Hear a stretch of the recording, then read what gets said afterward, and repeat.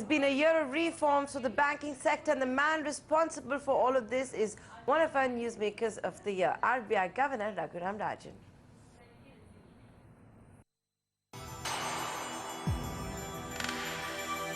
Volcker, Yellen, etc. How about Raghuram Rajan? It is a fitting comparison coming from the man who predicted the global crisis in 2007. Cut to 2015 and he is still making waves. Raghuram Rajan will go down in history as the RBI governor that gave India 23 new banks in one fell swoop.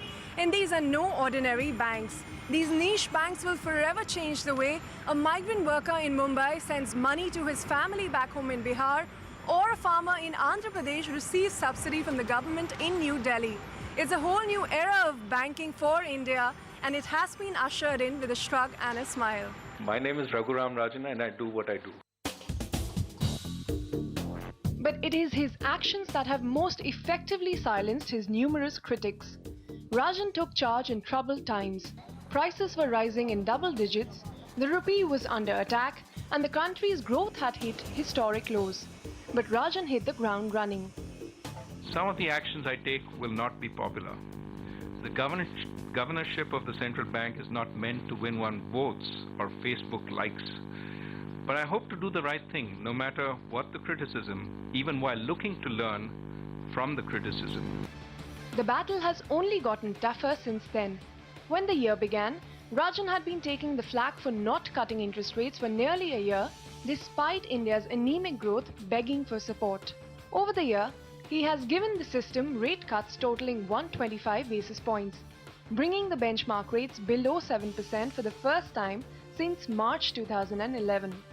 He has followed this up by regularly nudging banks to pass on these lower interest rates. This onslaught from the Reserve Bank came with a major reform initiative. Rajan steered the RBI to sign a historic monetary policy framework agreement with the Government of India, agreeing to set inflation targeting as the central bank's primary goal. And where banking reforms are concerned, he was just getting started. 2015 also saw Rajan roll out a host of reforms aimed at cleaning up bank balance sheets and weaken the tsunami of bad loans that has threatened to drown the banking system.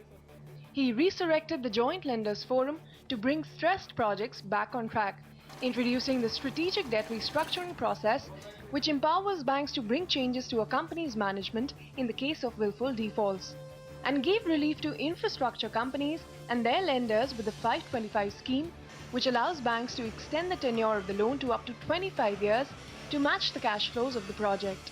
But these release valves come with strict deadlines. Rajan wants the bad loan problem to be resolved by March 2017. We hope that over the span of the next year, I want to put something like March 2017 on the table as when we hope that a full cleanup will have been done. As the RBI governor pointed out in this year's annual report, taming inflation, bringing down bad loans, and ensuring better